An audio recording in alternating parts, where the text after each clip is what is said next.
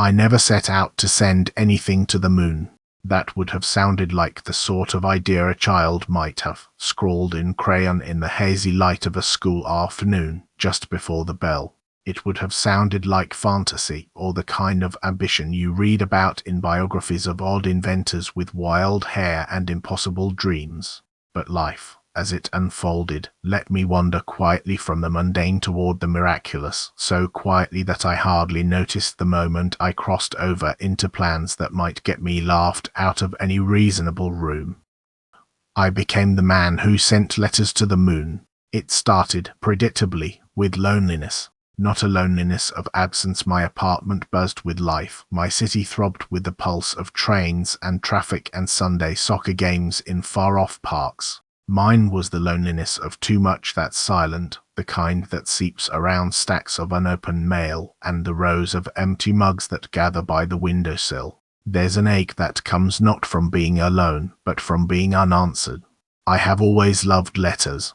Not the digital drifts of words that disappear into the eddies of the inbox, but real letters, paper smooth between finger and thumb, ink that carries the hitches and hopes of the one who wrote it.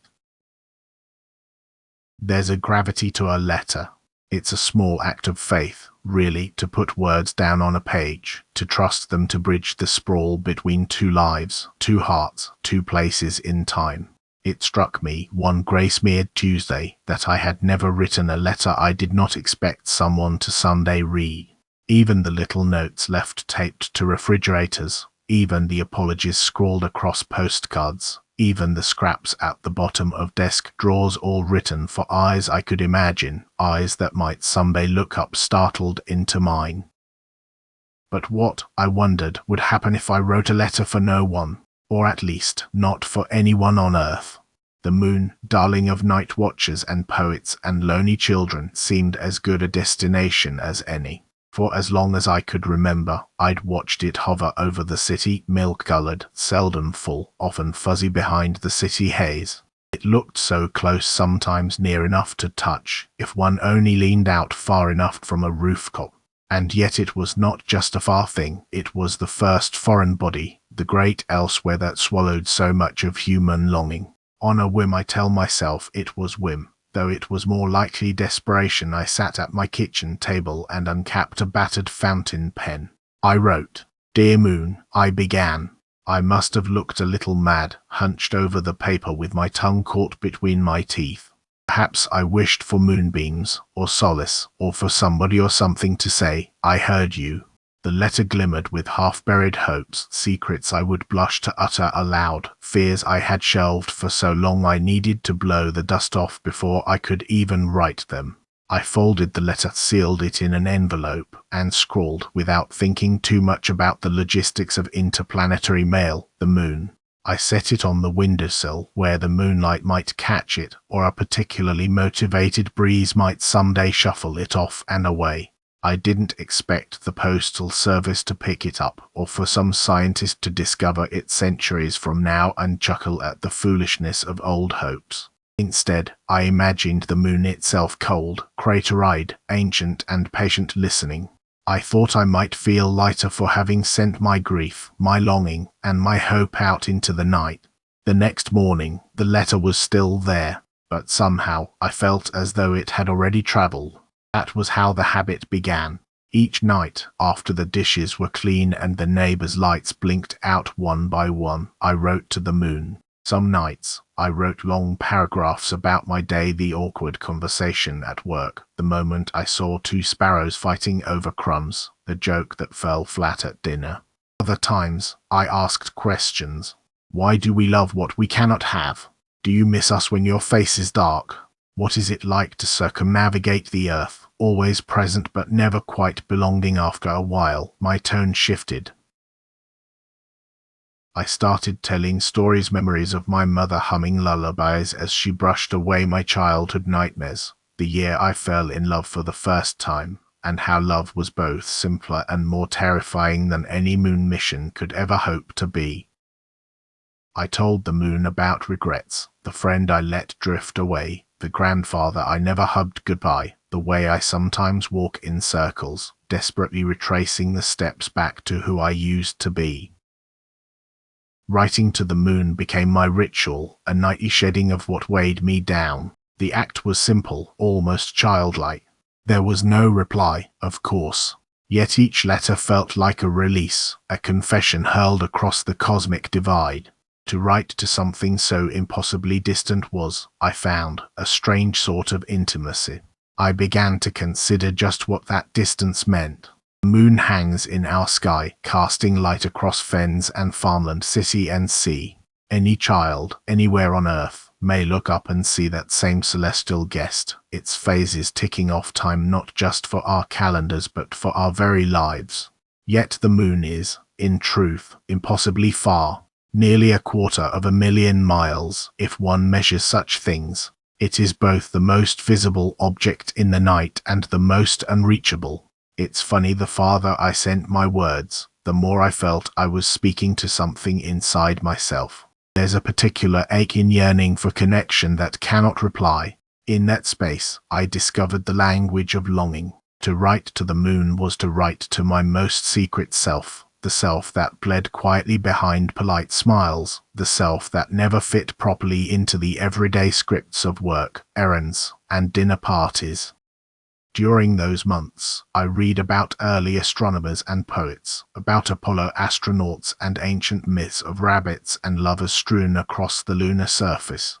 Humans, I learned, have always sent their stories outward.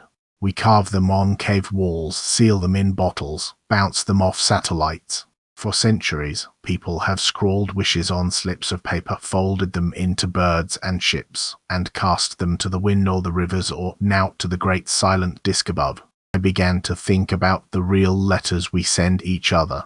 Letters to friends, outpourings of affection or apologies.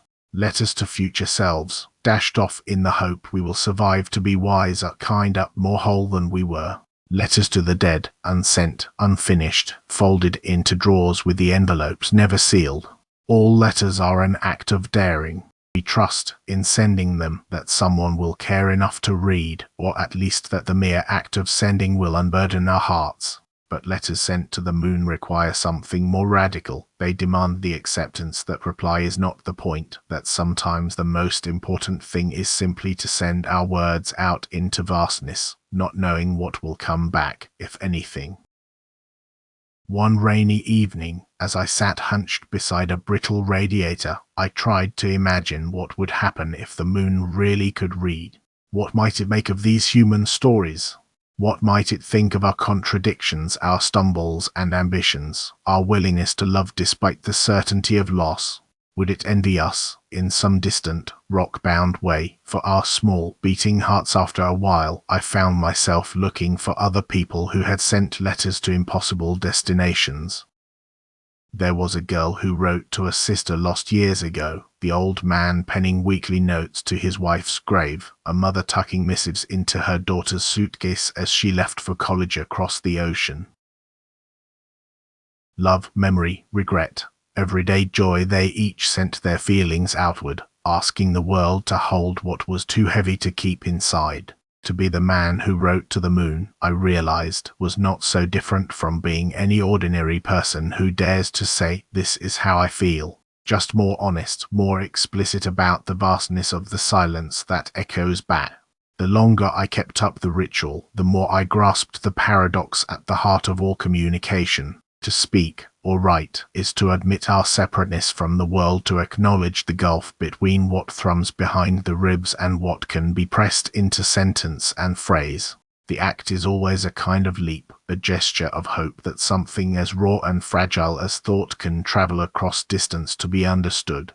With the moon, there is no possibility of misunderstanding. There is only speaking and release. Sometimes, when insomnia clawed its way through my head and I lay sleepless on sweat-gold sheets, I found myself thinking about the first people who must have watched the moon and sent prayers or words or wishes skyward.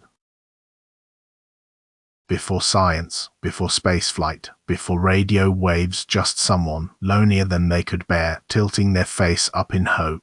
Those ancient people and I, divided by millennia, by language, by culture, nonetheless shared the same longing. Across time, we formed a secret brotherhood, sending words to the same celestial address. Yet the world changes, reshapes itself as quietly as a tide coming in. Not so long ago, people began to send actual messages to space, golden records, radio transmissions, packages of mementos tucked into spacecraft and shot outward into the infinite dark. There's something both practical and wildly romantic in that, a merging of science and aching hope. Even in our most rational technological surges forward, we are always writing letters to the void. In a fit of impishness, I once thought about how a real letter might hitchhike on a rocket stuffed between the circuit boards or curled inside a sample return capsule. What nonsense would it be to find a ragged envelope scrawled with heartbreak and longing among the tools of geology and engineering? And yet, who is to say that science and longing are so easily separated? Is not every probe, every telescope, a question cast into silence, trusting that silence to answer? In that realization, I started to notice the moon's own habit of communication. It is, in a way, the oldest message there is, a world caught in perpetual orbit, its phases waxing and waning, telling the slow time of seeds and stories and tides.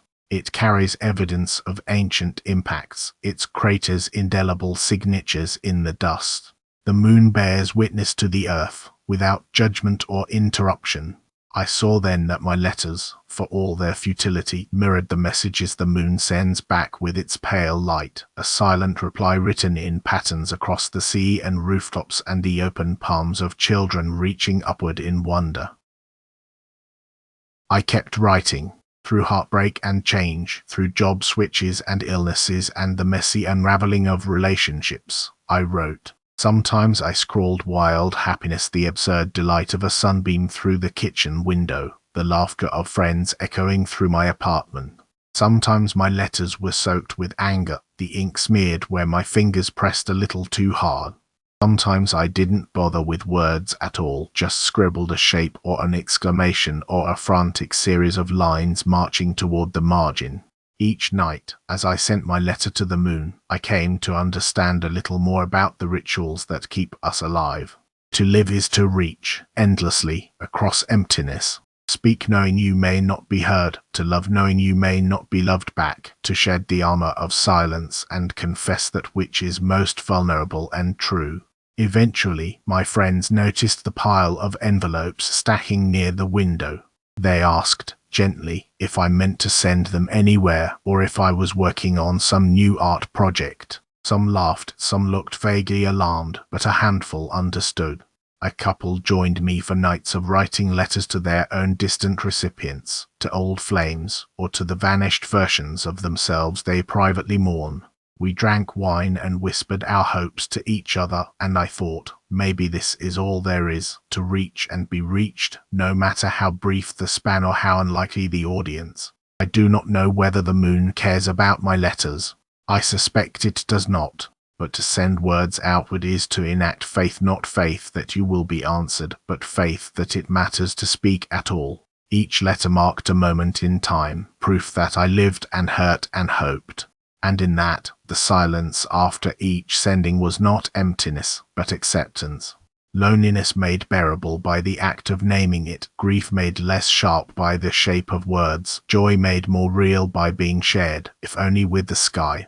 If you pass by my window some night, you might see me hunched over my desk, pen in hand, moonlight pooled across the sill. You might see the letters, addresses scrawled in a hand that wavers with tiredness and possibility. And you'll know, here is the man who sent letters to the moon, not because he believed the moon would ever read them, but because he did not wish to be silent, because he hoped that somewhere across the bright, endless distance, his words might find their mark, even if that mark was simply himself, learning, letter by letter, what it meant to say, I am here, I am here, I am here.